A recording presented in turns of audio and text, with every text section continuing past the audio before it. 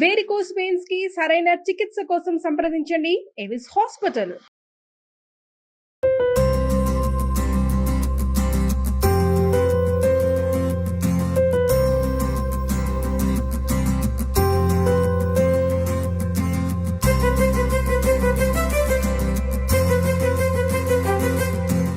నమస్తే రమ్మగారు. నమస్తే జయ. భోగి పండుగ శుభాకాంక్షలు అండి. నీకు కూడా జయ. సుమన్ టీవీ ప్రేక్షకులందరికీ భోగి పండుగ శుభాకాంక్షలు. ప్రతి సంవత్సరం జరుపుకుంటాం భోగి పండుగ. దీని విశిష్టత కూడా మనం ప్రతి సంవత్సరం మాట్లాడుకుంటూనే ఉంటాం. కానీ పండుగ ఎప్పుడు కొత్తగానే ఉంటుంది, అంతే అనిపిస్తుంది కదండి. అదొకలాంటి ఉత్సాహం ముందుగానే ఒక 1 వీక్ బిఫోరే స్టార్ట్ అయిపోతుంది కదా రమ్మగారు. పండుగ పండుగ పండుగ ఇదే నాంతూ ఉంటుంది మన మాటల్లో కూడా. అంటే మిగిలిన పండుగలన్నీ ఓ వారం ముందు, దీనికి సంక్రాంతి మాత్రం నెల ముందు. అంతేనా? నెల పట్టినప్పటి నుంచి మొదలు కదా. అప్పటి నుంచి పండగ సంబరాలే కదా మనం చేసి. అవును అవును. మన గొబ్బిళ్ళు పెట్టేటాలు, ముగ్గులు వేయటాలు, హరిదాసులు వాళ్ళు ఎవరన్నా కనపడ్డాలు, కొంచెం గంగిరెద్దులు కనిపించాలి. పల్లెటూళ్ళలో కాస్త కనపడతారు, ఎక్కువగా కనిపిస్తారు. మనకి ఇక్కడ తక్కువ. ఎక్కడైనా పోయేది గంగిరెద్దు సంవత్సరం అంతా కనపడుతుంది ఇప్పుడు. అవును అవును. కానీ ఈ గొబ్బిళ్ళు పెట్టే ప్రక్రియ, తర్వాత ఏమో దేవాలయాల్లో తిరుపావై సేవాకాలం జరగటం, ధనుర్మాస సేవాకాలం విశేషంగా ఉంటాయి కదా విష్ణు. అవును అవును. మంచి అంటే పండగ వాతావరణం ఒక నెల ముందే మొదలైపోతుంది. అవును అవును. మరి ఈ పండుగ భోగి యొక్క విశిష్టత అండి చెప్తాం. ఉత్తరాయణం వస్తుంది, దక్షిణాయనం వెళ్ళిపోయి రేపు సూర్యుడు మకరంలోకి ప్రవేశిస్తాడు. మకర రాశిలోకి ప్రవేశించగానే మకర సంక్రాంతి జరగటం. సంక్రాంతి రోజు నుంచి మనకి ఉత్తరాయణ పుణ్యకాలం ప్రారంభం. అవును. దేవతల తాలూకు మెలకువ కాలం. ఈ 6 నెలలు నిద్రావస్థలో ఉన్న దేవతలు ఈ రోజున నిద్రలేస్తారు కాబట్టి ఇది అత్యంత పర్వదినంగా చెప్తాం. సంక్రాంతులన్నీ పర్వదినాలే. ప్రతి నెల సూర్యుడు రాశిలోకి మారుతూ ఉంటాడు. అన్ని సంక్రమణాల కంటే ఇది ఉత్కృష్టమైన సంక్రమణము. దీని ముందు రోజు కావటం ఒకటి. రెండోది ధనుర్మాసం మొదలవుతుంది, దీనికి నెల రోజుల ముందు. అప్పటి నుంచి స్వామివారిని రంగనాథుడిని సేవించినటువంటి గోదాదేవి ఈ భోగి రోజున స్వామివారు దిగొచ్చారని, ఆమె ఆయనలోకి లీనమైపోయి కైవల్యాన్ని పొందిందని చెప్తారు. భోగి రోజునే మన గోదా కళ్యాణం చేస్తారు దేవాలయాల్లో అన్నిట్లలో కూడా. రోజుకొక పాసురం చొప్పున చదివి భోగినాటి పాసురం రోజున భోగి పాసురం చదివిన తర్వాత ఆమెకి కళ్యాణం జరిపించారని, స్వామివారిలో ఆమె లీనమైపోయిందని, ఆమె కైవల్య భోగాన్ని పొందింది కాబట్టి ఈ రోజున ఆ భోగాల పండుగని జరుపుకుంటామని ఒక కథనం. రకరకాల కథనాలు ఉంటాయి పండుగల్లో. అయితే ఈ ప్రత్యేక కథనం ఏంటంటే, మనం ధనుర్మాసం చేసుకున్నాం, కనెక్టివిటీ ఉన్న కథనం కదా ఇది. ఈ నెల రోజులు మనం అందరం కూడా స్వామివారి కైంకర్యంలో ఉన్నాం. మనకి తెలిసినా తెలియకపోయినా, తిరుపావై రాకపోయినా ఏదో ఒక విష్ణు ఆలయం నుంచి దద్దోజనమో, చక్కెర పొంగులో, వెండి పొంగులో పుచ్చుకునే ఉంటాం కదా. అయితే ఈ సేవలో అమ్మవారు ఆయనలోకి లీనమైంది కాబట్టి మనకి కూడా భగవంతుడు ఆ అవకాశం ఇస్తాడని ఈ రోజుని ప్రత్యేకమైన పర్వదినంగా జరుపుకుంటాం. అయితే పంటల కాలము, తర్వాత ధాన్యాలు అవి ఇల్లు చేరుతాయి. ఈ ఇంతకుముందు ఉన్న కాలం అంతా కూడా మనకేమో చలికాలము, వర్షాకాలము, వానల వల్ల ఇబ్బందులు పడ్డవాళ్ళు, చలికాలంలో అనారోగ్యపు అవస్థల్లో ఉన్నవాళ్ళు, వీళ్ళందరికీ కూడా పైగా ఈ దేవతలు నిద్రాకాలం అవ్వటం వల్ల ఉపాసనలు సరిగ్గా కుదరక మనకి సంవత్సరంలో ఈ మొదటి కాలం కంటే రెండో కాలం అంటే దక్షిణాయనంలో మనం కొంచెం అవస్థలు పడే అవకాశం ఉంటుంది. మెలకుగా ఉండరు కదా, ప్రార్థన వెంటనే ఫలించదని. ఇప్పుడు ప్రార్థనలు ఫలించే కాలం రాబోతోంది. ఈ మొత్తం కష్టాలన్నీ మనం వదిలేసి ఈ కష్టాలన్నింటినీ అగ్నికి ఆహుతి చేసేసి రేపటి నుంచి మనం ఒక ప్రత్యేకమైన దినంలోకి ప్రవేశిస్తాము. సూర్యుడు వేడెక్కుతాడు, చలిబాధలు తగ్గిపోతాయి, పంటలకు మరింత ఉత్కృష్టమైన దశ వస్తుంది, భూమికి మంచి అంటే ఏమనాలి పండే రకపు అవకాశం లభిస్తుంది. ఇవన్నీ కారణాలతోటి మనం ఈ పండుగను జరుపుకుంటాం. ఓకే. అయితే ఈ భోగి పండుగ నాడు సాధారణంగా అన్ని ఊళ్ళల్లో చేసేది భోగి మంటలు వేయటం. ఈ ధనుర్మాసం రోజు నుంచి మనం నెలగంటు పెట్టినప్పటి నుంచి గొబ్బిళ్ళు పెడతాం. అవునండి. ఈ గొబ్బిళ్ళని ప్రతిరోజు పిడకలు కొడతారు. ఈ 30వ రోజైన ఈ భోగి నాడు ఏం చేస్తాం, మనం గొబ్బి పిడకలు దండలు గుచ్చి అగ్నిలో వేస్తారు. ఆవు పిడకలు, అందులో దానికి పెట్టినటువంటి గుమ్మడి పూలు, బంతి పువ్వులు, దాని మీద వేసిన బియ్యపిండి ముగ్గు, దానికి పెట్టిన పసుపు కుంకాలు మొత్తం ఆహుతవుతాయి ఆవు పిడకలతో పాటు. అంతే కదా జరిగేది.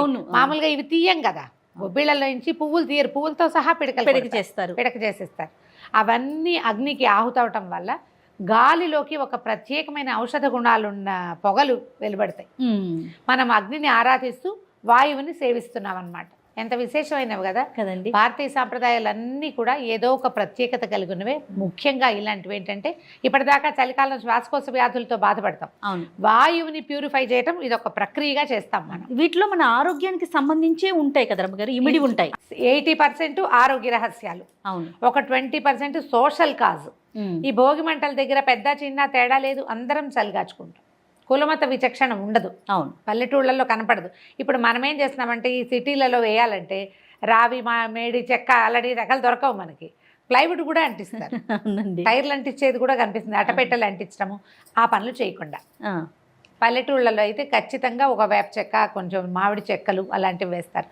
పాత వస్తువులు కాల్చటము అది మన వైపు పద్ధతి అయితే కాదు. అవును రమ్మగారు, ఇది కూడా ఈ మధ్య కాలంలో మనం బాగా వింటూ ఉన్నాం. పాత బట్టలు కాల్చడము చేయకూడదు, అదంతా పొగలు, అవి పీలిస్తే కార్బన్ చచ్చిపోతాం. బట్టలు నాకు తెలియదు కానీ మనం ఏదైతే ఉపయోగించామో పాత వస్తువుల్ని వాటిని దహనం చేయటం అనేది వింటున్నాం.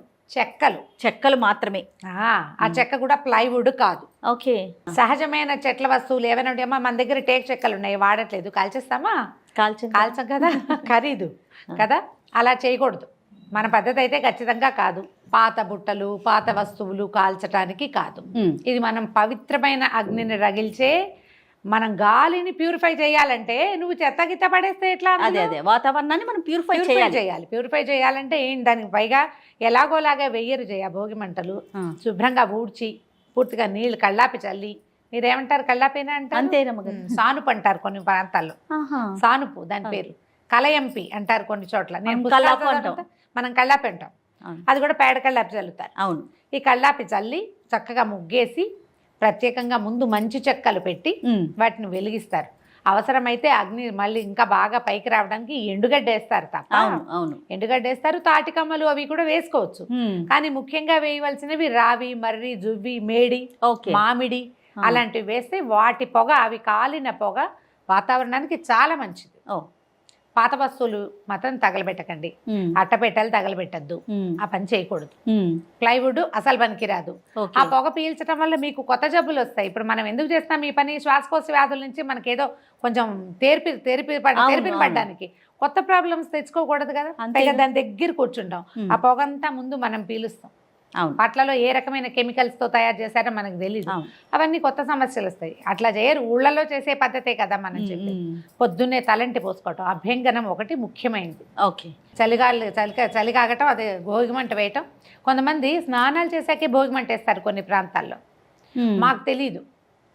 మేము భోగిమంట దగ్గర కూర్చుని తెల్లవారుజామున 1 గంట అరగంట అక్కడ ఉండి తర్వాత ఇళ్ళకి వచ్చి తెల్లవారు ఇంకా సూర్యుడు రాకముందే తల స్నానాలు చేసే పద్ధతి మాది. కొన్ని ప్రాంతాల్లో నర్సీపట్నం ఆ వైపు తలంటి 3 గంటలకే తల స్నానాలు చేసేస్తారు మొత్తం ఇంటికి. అప్పుడు భోగిమంట వేస్తారు. ఓకే. వాళ్ళ పద్ధతి అది. ఏ ప్రాంతంలో ఎలా ఉంటే మన ఇళ్లలో ఎలా చేస్తారో, మన ఊళ్ళల్లో ఎట్లా ఫాలో అవుతారో అట్లా చిన్నదైనా ఒక భోగిమంట వేసుకోవటం. ఈ భోగిమంట తర్వాత తల స్నానాలు చేయటం. అభ్యంగనం చాలా ముఖ్యం. మామూలుగా మనం సంక్రమణాలకి అభ్యంగనం చేయకూడదు. తల స్నానమే, ఊరికే నీళ్ళు పోసుకోవచ్చు కానీ నూనె రాసుకుని తల రుద్దుకుని చేయకూడదు. అందుకని ముందు రోజు భోగి నాడే అభ్యంగనం చేయటం, తలకి నువ్వుల నూనె రాసుకోవటం, స్నానాలు చేయటం, తర్వాత ఏదైనా స్వీట్లు పంచి పెట్టుకోవటం, దానాలు చేయటం, ఇలాంటివి రకరకాలు చేస్తారు. సాయంకాలం మనం ఈ బొమ్మలు పెట్టుకునే అలవాటు ఉన్న వాళ్ళైతే బొమ్మల కొలువు పెట్టడం, చిన్నపిల్లలకి భోగి పళ్ళు పోయటం. అవునండి. ఈ బేడలు పోయటం అంటారు. ఈ భోగి పళ్ళల్లో ఏం చేస్తాము, ఈ రేగికాయలు, చిన్న రేగిపళ్ళు, తర్వాత కొంచెం బంతి పువ్వుల రేఖలు, చామంతి పువ్వుల రేఖలు, చిల్లర కూడా వేస్తారు. చిల్లర వేస్తాము, శనగలు వేస్తాము. శనగలు కనుక ఇలా తిప్పి పిల్లల మీద నుంచి తిప్పివేసి గురుబలం పెరుగుతుంది అని చెప్తారు. అదేలే, గురుబలం పెరుగుతుంది. రేపు రాబోయే సూర్యుడు ఉత్తరం వైపుకి వాలి వస్తాడు. మామూలుగా ఉత్తరాయణం, దక్షిణాయనం పేర్లు చెప్పేస్తాం. అయనము అంటే నడక, రామాయణము ఉందా, రాముని నడక. ఉత్తరాయణము, దక్షిణాయనం అంటే ఉత్తరం వైపు నడక, దక్షిణం వైపు నడక. ఇప్పుడు ఆ నడిచేది ఎవరు? సూర్యుడు నడుస్తాడు. తూర్పున ఉదయించేటప్పుడు దక్షిణానికి వాలి కొన్ని డిగ్రీలు అటు పక్కకి వెళ్ళిపోతాడు, అప్పుడు దక్షిణాయనం. ఇప్పుడు ఆ డిగ్రీల నుంచి ఇప్పుడు ఇటు వస్తాడనమాట. ఉత్తరం వైపు వచ్చి నడక మొదలు పెడతాడు. ఇప్పుడు ఏమవుతుంది, ఈ రోజు నుంచి మనం 1 డేలో డిఫరెన్స్ కనపడుతుంది మనకి. అవును. పండగ నాటి మర్నాటి నుంచి చలి తగ్గిపోయినట్టు కనిపిస్తుంది. వెంటనే వాతావరణంలో మార్పు వస్తుంది, భూమి పదునెక్కుతుంది. మెల్లిగా ఎండాకాలం రావడానికి ఒక సూచన. పుష్యమాసంలోనే వస్తుంది ఇది, పుష్యం వచ్చేసింది కదా. అవునవును. ఈ పౌష్యలక్ష్మిని ఆనందంగా ఆహ్వానిస్తాము. చక్కగా బంతిపూలు కట్టుకుంటాము, ఇల్లు అలంకారం చేసుకోవటం, మామిడి మండలు కట్టడం, ఇల్లు బాకిళ్ళు శుభ్రంగా ఉంచుకోవటం. రేపు సూర్యుడి నడక మారబోతోంది, దానివల్ల మన జీవన గతి కూడా కొంత మారుతుందని. మనకేంటంటే ఇది ప్రత్యేకంగా మనకి ఆరోగ్యానికి ఇది ఎంత మంచిదంటే, ఈ పొగ వేస్తాము, ఈరోజు అభ్యంగనం చేస్తాము, రేగిపళ్ళు అవి తింటాము, ఇవన్నీ కూడా రేపటి ఎండాకాలానికి మనకి రక్షణగా ఉంటాయి. ఓసారే తింటామనుకో అదే అయినాను, ఒకసారి తిన్నా మా వైద్యమే కదా, అంతే కదా, ఒక మాత్ర వేసుకున్నా పనిచేస్తుంది. అలా వైద్యానికి కూడా ఇవి ప్రతీకలుగా కనపడతాయి.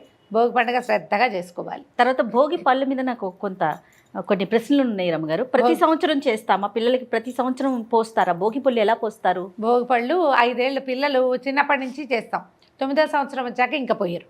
9 వరకు పోస్తూనే ఉంటారు, ఆడపిల్లకైనా మగ పిల్లవాడికైనా. చట్టి పిల్లలు, ఏడాది పిల్లలు అప్పటి నుంచి నెలల పిల్లలు కూడా పోస్తారు. అవునా? 9వ ఏడు వచ్చేసరికల్లా మగ పిల్లలు పెద్దవాళ్ళు అవుతారు, ఆడపిల్లలు పెద్దవాళ్ళు అవుతారు. గురుబలం పెరగటం ముచ్చట అంతేనా రమ్మగారు? ఇంకేమన్నా కారణాలు ఉన్నాయా? గురుబలం పెరుగుతుంది, మనకు ముచ్చట. తర్వాత ఏమో పిల్లలకి ఏదైనా దిష్టి, వాళ్ళ మీద రకరకాల ఉంటాయి కదా. ఇప్పుడు మనము ఏదైనా ఉప్పు దిష్టి తీస్తాం. అవును. ఏం చేస్తాం? ఉప్పు పట్టుకుని అది అందులో ఏంటంటే నెగిటివ్ ఫోర్స్ని తీస్తుంది, పాజిటివ్ ఫోర్స్ని, ఎనర్జీస్ని పెంచుతుంది. దాన్ని ఇట్లా తిప్పుతాం. అవును. తిప్పేసరికల్లా మనకి శరీరానికి ఒక ఆరా ఉంటుంది. ప్రతి వాళ్ళకి నీకుంది నాకు లేదు అని ఉండదు. జీవించి ఉన్న ప్రతి ప్రాణికి ఆరా ఉంటుంది. దానికి ఒక ప్రత్యేకమైన ఏమంటారంటే కాంతి వలయం, జీవతరంగాలు కదులుతూ ఉంటాయి అందులో. ఇవి తీయటానికి కొన్ని ఫోటోగ్రాఫ్స్, కొన్ని కెమెరాస్ కూడా ఉన్నాయి. ఫోటో తీస్తే మన తాలూకు ఆరా ఎంత ఉంది అని తెలుస్తుంది. కొంతమంది మనుషులు చూడు సామాన్యంగా ఉంటారు, కానీ భలే అట్రాక్ట్ చేస్తారు, మాట్లాడినా మాట్లాడకపోయినా. కొంతమంది మాట్లాడి అట్రాక్ట్ చేస్తారు, వాళ్ళని చూడంగానే అట్రాక్ట్ అవుతాం. అవును. కొంతమంది పెద్దవాళ్ళలో కనిపిస్తుంది, పరమశాంతంగా ఉంటారు. ఆ శాంతత తాలూకు, వాళ్ళలో ఉన్న ఆ శాంతి ప్రశాంతత తాలూకు తరంగాలు బయటకు వస్తాయి వాళ్ళలో నుంచి. అది ఒక కాంతి వలయంగా మన చుట్టూతా ఉంటుంది. ప్రతి వాడికి ఉంటుంది. రంగులు తేడా ఉంటాయి. కోపిష్టి వాళ్ళు, తీవ్ర ప్రకృతి వాళ్ళకి రెడ్గా, ప్రశాంతమైన వాళ్ళకి బ్లూగా. దానివల్ల అట్రాక్షన్. కొంతమంది భీషణంగా ఉన్న వాళ్ళని చూస్తేనే భయం వేస్తుంది, మనకు మాట్లాడే బుద్ధి కాదు. అవునవును. మనకు అట్లా అనిపిస్తుంటుంది. ఒకళ్ళని చూస్తే భలే నిష్టంగా ఉంటుంది, ఒకళ్ళని చూస్తే ఏమిటో విసుగ్గా ఉంటుంది ముందే మనకి. అవునండి. దానికి కారణం ఈ ఆరానే. మనం ఏం చేస్తాము, ఇట్లా ఉప్పు తీసినప్పుడు ఆ ఆరాలో ఉన్న నెగిటివ్ ఎనర్జీని మనం తీసేస్తాం బయటికి. తీసేసరికి ఆరా పుల్ అవుతుంది. మనం ఎంత ఉన్నా మన చుట్టూతా ఒక 2 లేయర్స్ ఉన్నాయనుకో, ఆ లేయర్స్ పెరుగుతాయి అన్నమాట. ఓకే. అందుకనే మన వాళ్ళు ఈ దిష్టి తీసే తతంగాన్ని చేస్తారు, ఎన్ని రకాల్లో తీస్తారు కదా. ఇప్పుడు మనం ఇలాగ శనగలతోటి, తర్వాత ఏమో ఈ రేగిపళ్ళతోటి తీసినప్పుడు పిల్లల తాలూకు ఆరా పుల్ అవుతుంది. వాళ్ళ మీద ఏదైనా చెడు ఎనర్జీస్, ఫోర్సెస్ వాళ్ళ మీద పడుతుంటే అవి తీసేస్తాం. ఇది ఒక పర్వదినము. పైగా అందరూ వచ్చి నలుగురు అందరూ తీస్తారు. ఎవరి చేత్తో తీస్తే ఏం తేడా ఉంటుందో తెలియదు. ప్రత్యేకించి పూజలు కానీ లేకపోతే వంటకాలు కానీ ఏమైనా చేసుకుంటామా రమ్మగారు? పండగ కోసం అరిసెలు చేసుకుంటాము. భోగినాడు ప్రత్యేక వంటలు కనపడవు చేయ, మామూలుగా అన్ని రకాల వంటలు చేసుకుంటాము. అరిసెలు చేసుకునేందుకు ముందు రోజు బొమ్మలు పెడతారు, బొమ్మల పేరెంటం చేస్తాము. పిల్లలకి బొమ్మలకి హారతిస్తాము, గౌరీ ఆరాధన చేస్తాము. 5 ఏళ్ళు వచ్చిన పిల్లలతోటి గౌరీదేవిని ప్రతిష్టాపన చేయించి, పెద్ద ప్రతిష్ఠ అంటే ఏమిటో విశేషంగా చేయక్కర్లా, ఆ గౌరీని ఇట్లా పొడుగ్గా చేస్తాము, లేదా ఇలా గుండ్రంగా చేస్తాము. మన ఇళ్లలో పద్ధతి ప్రకారం గౌరీదేవిని పెట్టి గౌరికి దండం పెట్టించటము, హారతి ఇప్పించటము. ఓకే. ఆరాధనా క్రమం నేర్పించటమే ఇది. అంతే. బొమ్మలు పెట్టి బొమ్మలకి ఎవ్రీ ఇయర్ ఇప్పుడు ఆట వస్తువులుగా అనిపించే బొమ్మల్ని ఆరాధించటం. ప్రపంచంలో ఏది వదిలేయాల్సిన వస్తువు కాదు, ప్రతిదీ ఉపయోగకరమే. ప్రతిదాన్ని దాన్ని గౌరవించాలి మనం. అది నేర్పించటము. ఈ చుట్టాల పక్కల పేరెంటం పిలుస్తాము, వచ్చిన వాళ్ళందరికీ వినయంగా కాళ్ళకి పసుపు రాయటం, బొట్టు పెట్టడం, తాంబూలం ఇవ్వటం. ఇవన్నీ ఏంటంటే ఇచ్చిపుచ్చుకునే ధోరణి నేర్పించడం.